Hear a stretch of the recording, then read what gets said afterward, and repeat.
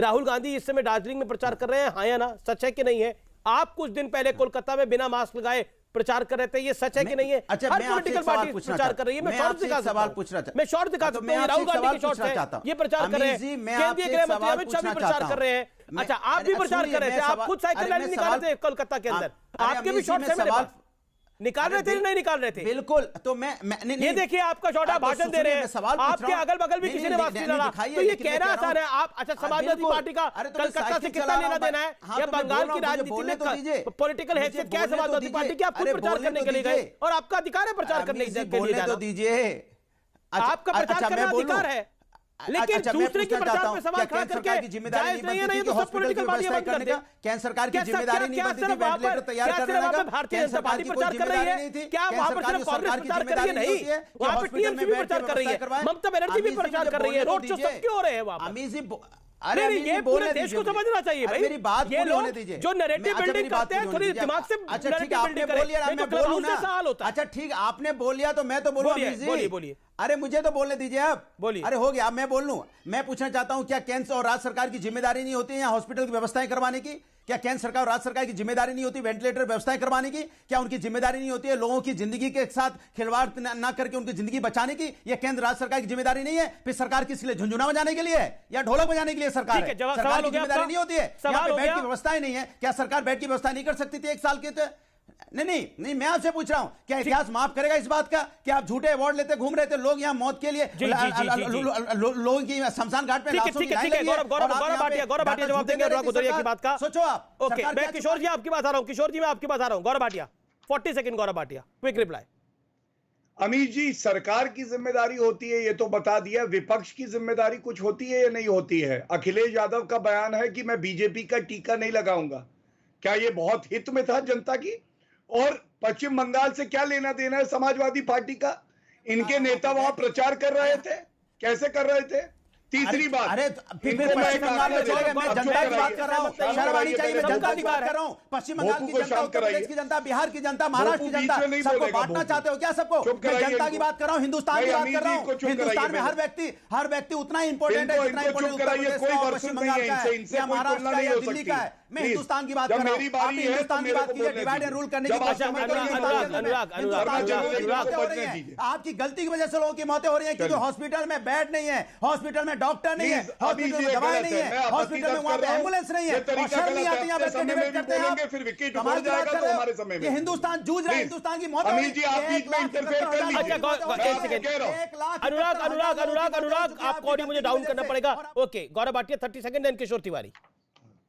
देखिए, ये आधुनिक युग के धृतराष्ट्र हैं और इनके नेता, ये है आंकड़े। उत्तर प्रदेश ने देश में सबसे बेहतर किया है, मैं इनको बता रहा हूं। महाराष्ट्र में 35 लाख केस आए हैं, आबादी है 11 करोड़।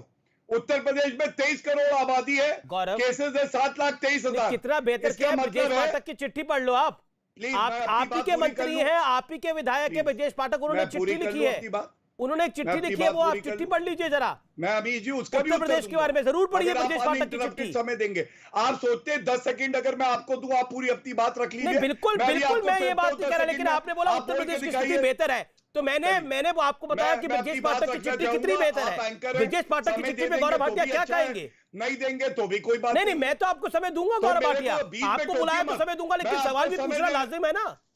तो बोलिए बताऊंगा, अगर आप समय देंगे तो क्यों नहीं बताऊंगा आपकी। बिल्कुल बोलिए। धन्यवाद। इन्होंने कहा उत्तर प्रदेश की हालत जो है अच्छी नहीं है, इसलिए मैंने ये आंकड़े दिए और चिट्ठी पे भी मैं उत्तर दे दूं। 20% कम जो है, 20% मामले हैं उत्तर प्रदेश में टोटल, मैं महाराष्ट्र से अगर तुलना करूं।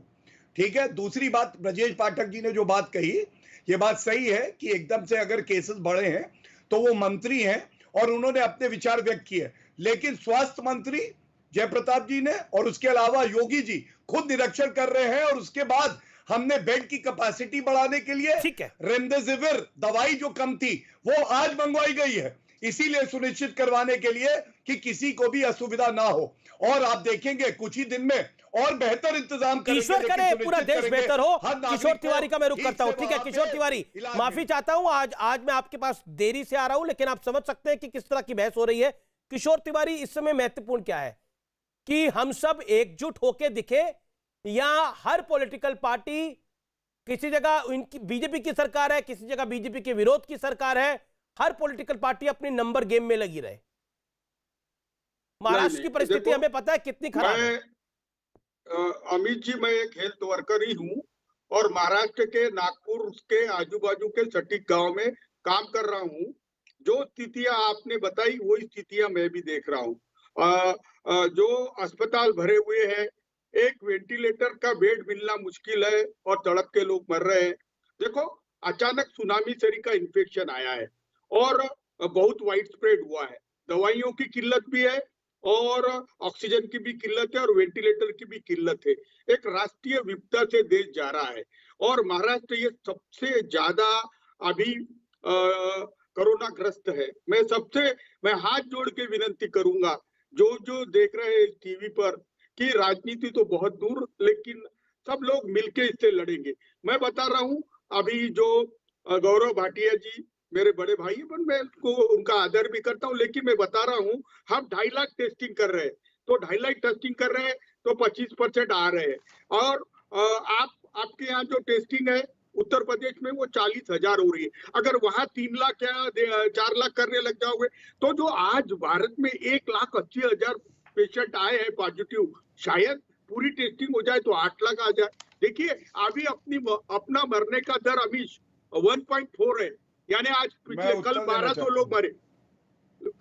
लोग मरे, लेकिन अगर ऐसा ही रहा तो 10 दिन के बाद 1,80,000 यानी 1,800 हो जाएंगे। और इनोसेंट लोग जा रहे हैं ना, बिगर इलाज के मर रहे हैं। तो अभी जी ये बिल्कुल आपने आई एम ग्लैड आपने परेशानी की तरफ केंद्रित किया है और मुझे लगता है कि इस पर बात होनी चाहिए। गौरव, मैं बात कर लेता हूँ। जी बिल्कुल रखिए, किशोर जी बात रखिए आप। सर, एक बात करता हूँ कि जो लोग बुखार से त्रस्त है और जिनको खांसी आ रही है, वो लोग अपना सीटी या एक्सरे करा ले और तुरंत जांच करा। लेकिन ट्रेसिंग की वजह से जो जांच हो रही है, वो ट्रेसिंग के वजह से जो लोग पॉजिटिव आ रहे हैं, जिन्हें कोई लक्षण नहीं है, वो हॉस्पिटल में जाके बेड ऐसा भी माना जा रहा है किशोर तिवारी जी, ऐसा भी माना जा रहा है कि महाराष्ट्र में कभी डाउन ट्रेंड देखा ही नहीं, तो महाराष्ट्र की वजह से रायपुर की स्थिति खराब हुई। और ये छत्तीसगढ़ सरकार ने भी बोला कि हमारी स्थिति महाराष्ट्र की वजह से दिक्कत में हम आ गए, महाराष्ट्र की वजह से गुजरात में भी थोड़ा बहुत इंपैक्ट आया।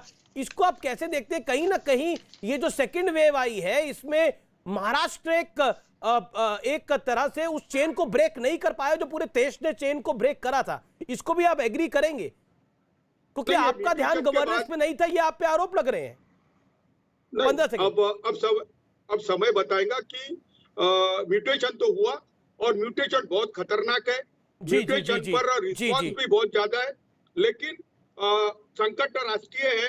गुजरात रहो या मध्य प्रदेश रहो, बिल्कुल आपकी बात लाजिम है। अगर हमसे भी हुआ है तो सुधार करना चाहिए और मैं सुधारों के तरफ ज्यादा ख्याल दूंगा। ठीक है। मैं गौरव भाटिया आपका रुख करता हूं। गौरव भाटिया, देखिए, मुझे लगता है सोल्यूशन की बात करनी चाहिए। आप और हम लोगों को बहुत सारे फोन आ रहे हैं लोगों को बेड्स दिलवाने के लिए, लेकिन अफसोस की बात है कि हम लोगों की उतनी मदद नहीं कर पा रहे जितनी हम कर सकते थे या कर सकते हैं, क्योंकि बेड ही नहीं है। करेगा क्या शासन प्रशासन, क्या करेगा जब बेड ही नहीं है? प्राइवेट अस्पतालों में बेड नहीं है। देखिए, ये स्थिति भयावह है और गौरव भाटिया आप भी इस बात को समझेंगे।